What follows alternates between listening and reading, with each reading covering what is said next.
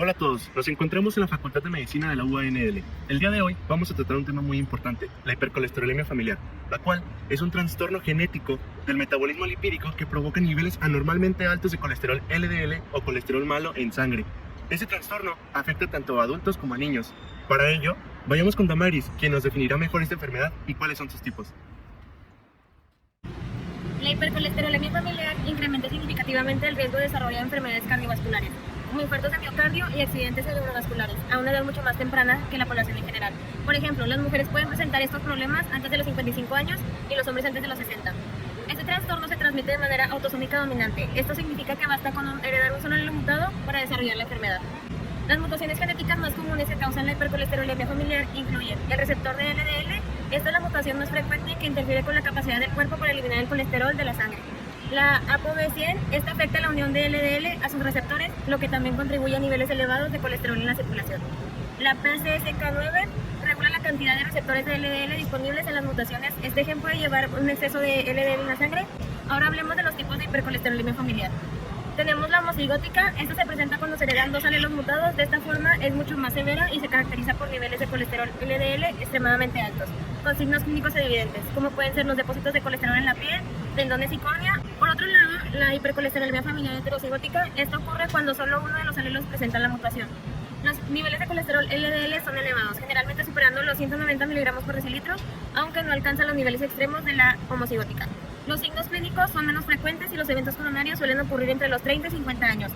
Finalmente, en cuanto a su epidemiología, es importante mencionar que la hipercolesterolemia familiar es el trastorno genético más común y afecta aproximadamente 30 millones de personas en todo el mundo. Lamentablemente, menos del 10% de estas personas están diagnosticados y solo el 5% reciben tratamiento adecuado. La prevalencia de la heterocigótica se estima en un caso por cada 500 personas, mientras que la homozigótica se estima en un caso por cada millón. Ahora hablemos un poco de sus diagnósticos y alteraciones genéticas. Para ello pediremos ayuda a Edith, quien nos hablará sobre ello. Gracias, Damaris. Se debe sospechar de HF en cualquier persona que presente concentraciones plasmáticas muy elevadas de colesterol total, específicamente superiores a 300 miligramos por decilitro, y con triglicéridos generalmente normales, es decir, inferiores a 200 miligramos por decilitro.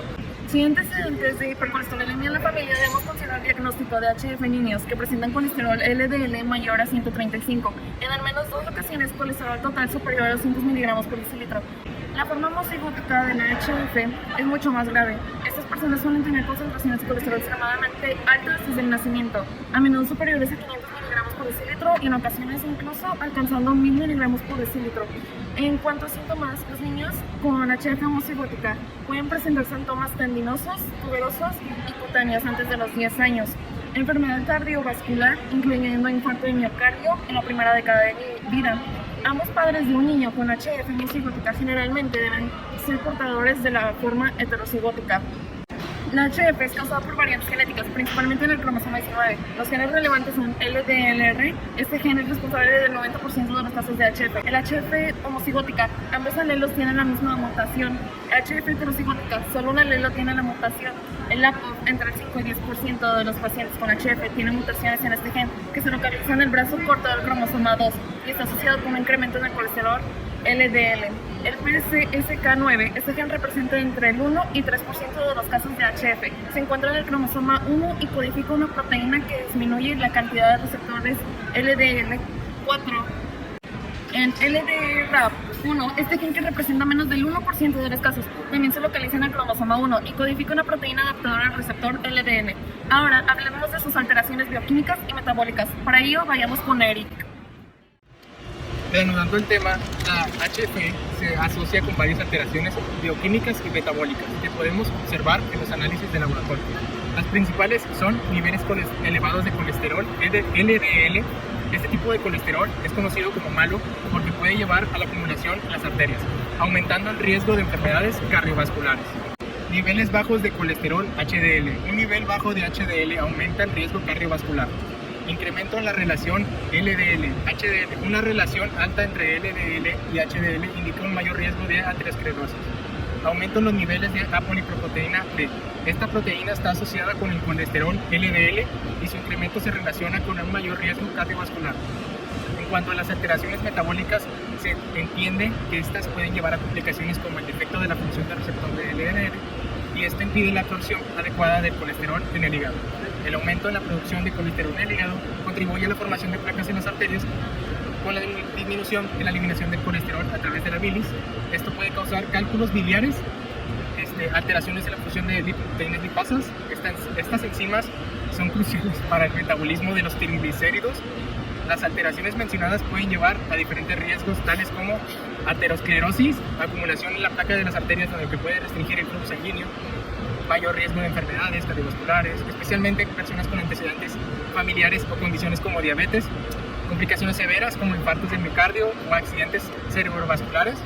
Es fundamental un diagnóstico temprano y un tratamiento adecuado para prevenir complicaciones graves asociadas con la hipercolesterolemia familiar. Pidámosle a Ángel que nos explique qué alternativas de tratamiento tenemos. El tratamiento farmacológico es esencial en la HF y a menudo se requiere de ingesta crónica para mantener el control de los lípidos. Al iniciar el tratamiento debemos considerar factores como sexo, edad y la historia clínica familiar de enfermedad coronaria prematura. Existen diferentes tipos de fármacos hipolipemiantes que pueden ser usados para el tratamiento de esta enfermedad, entre los cuales destacan 5 tipos principales. Empezamos con las estatinas. Su mecanismo de acción funciona inhibiendo la enzima HMG-CoA reductasa que controla la producción de colesterol en el hígado. Generalmente son bien toleradas, pero pueden provocar mialgias y elevaciones leves en las transaminasas. Se requiere realizar análisis periódicos para monitorar la función hepática. Son contraindicadas en pacientes con enfermedad hepática activa y mujeres embarazadas. Después tenemos a la ezetimiba. Su mecanismo de acción inhibe la absorción del colesterol en el intestino delgado. Esto reduce el LDL en un 20% cuando se usa en monoterapia y de forma aditiva en combinación con estatinas. Sin embargo, está contraindicada en niños menores de 10 años. Otro de los tratamientos son las resinas secuestradoras de ácidos biliares. El mecanismo de acción de estas es que reducen entre un 15 y un 20% la absorción de ácidos biliares en el intestino. Sin embargo, ellos pueden causar efectos gastrointestinales como flatulencia y estreñimiento. Se recomienda iniciar con dosis bajas y aumentar gradualmente. Sobre los fibrohidratos, conocemos su mecanismo de acción, que es más complejo y están indicados principalmente en hipertrigliceridemias y lipemias mixtas. Estos pueden reducir el LDL hasta un 20% y los triglicéridos hasta un 50%. Y por último, tenemos la feresis. Este es un tratamiento más avanzado y se utiliza en casos severos que no responden a otras terapias. Su función consiste en la eliminación selectiva o semiselectiva de componentes patógenos de la sangre o del plasma, en lugar de la administración de fármacos. Además del tratamiento farmacológico, también es crucial optar por un enfoque que no sea farmacológico, que ayude a mejorar la salud cardiovascular.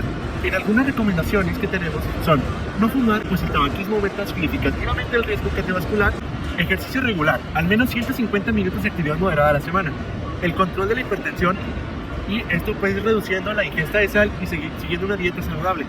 Además, mantener un peso saludable. La obesidad también es un factor significativo. Y pues algunas de las orientaciones nutrimentales sugieren que una dieta saludable es fundamental para mantener el manejo de la HF.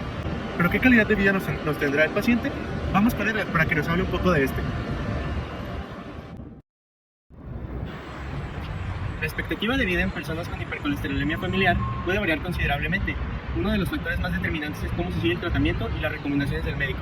Cambios en la dieta, la incorporación del ejercicio y la adherencia a la medicación son esenciales para controlar los niveles de colesterol. El riesgo de los ataques cardíacos. En este tema es importante destacar que tanto hombres como mujeres con hipercolesterolemia familiar tienen un mayor riesgo de sufrir ataques cardíacos a una edad temprana. Colesterolemia familiar homocigótica. Aquellos que heredan 2 copias del gen variante enfrentan un pronóstico más desafiante. Esta forma de la enfermedad no responde bien al tratamiento estándar y lamentablemente puede resultar en un ataque cardíaco temprano. En cuanto a la calidad de vida de los pacientes con HF, se puede ver significativamente afectada. Los estudios indican que estos individuos experimentan una reducción en su bienestar físico y mental en comparación con personas sin la condición. El impacto físico y mental en muchos de los pacientes que reportan puntajes bajos en cuestionarios de calidad de vida, tanto en componentes físicos como mentales, curiosamente se ha observado que las mujeres suelen presentar mejores resultados en algunos aspectos físicos en comparación con los hombres. La carga de la enfermedad, en particular la hipercolesterolemia familiar homocigótica, que es más severa, está asociada con una carga mayor de enfermedad y una peor calidad de vida. Factores psicológicos. También es importante mencionar que el comportamiento alimentario, como comer en exceso debido al aburrimiento o la soledad, pueden agravar más la calidad de vida de estos pacientes. Esto subraya la necesidad de un enfoque multidisciplinario en el manejo de la enfermedad, que considere tanto aspectos físicos como psicológicos. Es importante llevar un seguimiento continuo, pues la salud cardiovascular y el bienestar psicológico requieren un seguimiento continuo, especialmente en pacientes de mayor edad, donde los efectos de la hipercolesterolemia pueden ser más severos. Si fuiste diagnosticado con HF y tienes dudas o necesitas orientación, acércate a tu profesional de salud o a alguna de las siguientes fundaciones: